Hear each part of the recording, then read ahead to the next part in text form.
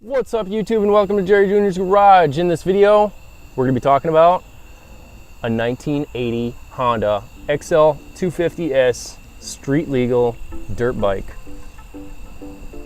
in almost mint condition. Aside from this, I didn't see that. Ooh, that is going to irritate me.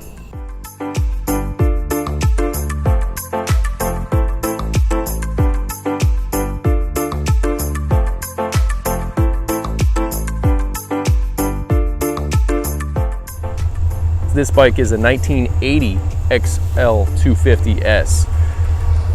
When it comes to Enduros, there's so many different bikes out there, and I've been fortunate enough to not only ride Enduros all over this entire country, but I've also ridden everything from supermoto. What do you got? You got supermotos, you got muscle bikes, sport bikes, cruisers. You got things coming out now that is everything in between.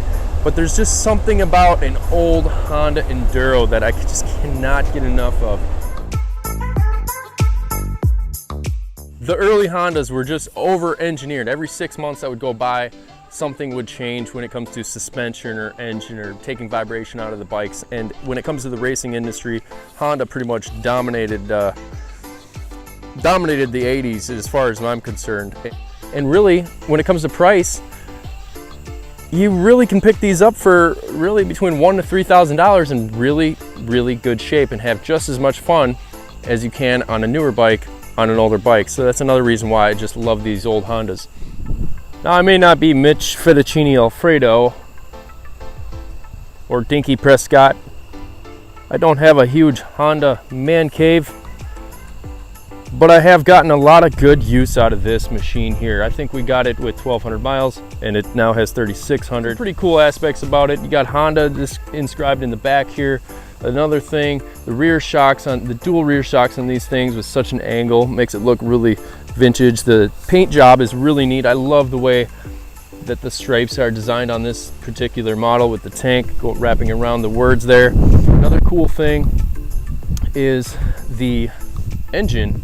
I believe it has two crankshaft balancers, which is kind of neat. Dual pipes coming out into a single, and it sounds actually pretty decent for an Enduro, for a stock Enduro without a pipe. I do have another one of these with a pipe, which I don't know what it really sounds like. I haven't ridden it much.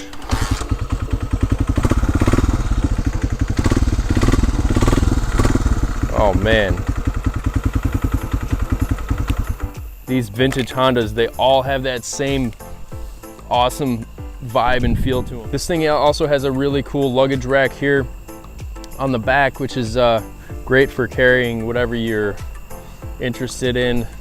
12-pack of beer, but if it rains, the bungee cord will kind of soak into that a little bit and it might shimmy around. But it does work. And you would be surprised, this thing will ride wheelies. If you're somewhat talented, it will pull the front end up. Not saying that you should be doing that on a mint vintage Honda. Don't want to get in trouble for having too much fun on a Honda, especially a clean vintage one. Can eat off this thing, but I haven't yet. Actually, no, I have. I've had actually eaten on this thing. Just right here, I don't know why it's an inside joke, but only Honda guys will get it probably. Back to this, so front and rear drum brakes, two counterbalancers in the engine to take out a lot of the vibration, which is awesome. I love the rear rack. I believe this may be a Honda line accessory, but I think some of these actually came with this. So that I can't verify. 20 horsepower, Honda etched in on the seat, really wide handlebars, your classic mirrors. This one's cracked, the other one isn't. 3,600 miles. The tank with the stickers, I believe this was the first year they did the stripes like that. Really cool design, just so vintage looking. You got, like I said, drum front and rear, 23-inch front tire. And the thing that's awesome about that is when you hit little bumps, you can kind of juice it and put the front end up in the air pretty easily.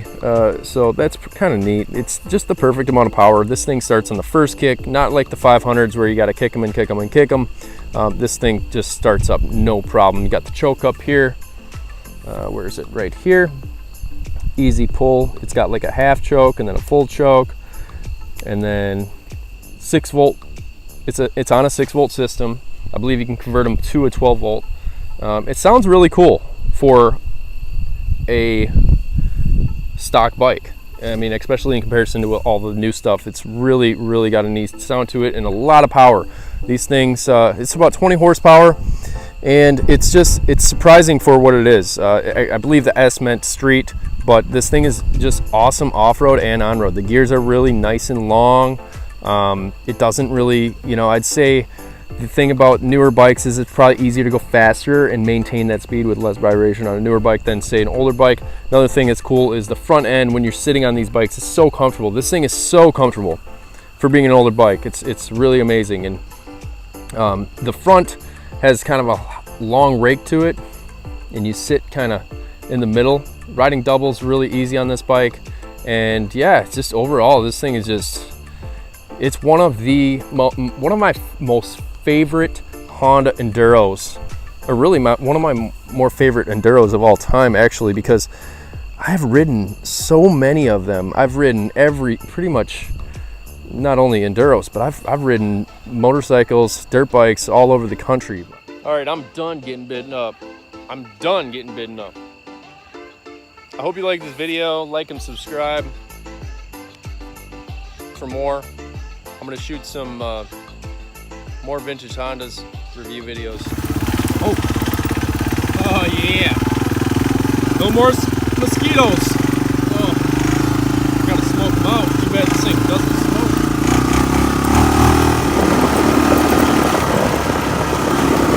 Woohoo!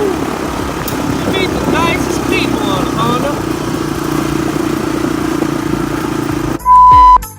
Okay, let's try this again. I don't know how Doug DeMiro does it, or Hoovie's Garage, or Jay Leno, or Vehicle Virgins, Street Speed 717, Engineering Explained. Yeah, I don't know how much B-roll these guys go through, but my heart goes out to Honda Enduros. I really enjoy Enduros. So what better place than when the sun is going down and, oh shit. I'm also getting bit up by mosquitoes. So this was just a genius idea. And a 2016 XL, or what is it? CRF. What the? You gotta be kidding me, dude. I mean, really? I'm gonna have to redo that again. 80 Honda XL250S, and I don't know why I'm leaning over like this, but it feels cool. Drive it all the way up to 3,600. It was just such a genius idea to be out here in the middle of a field with the sun going down, getting bit up, doing a review video of an XL250.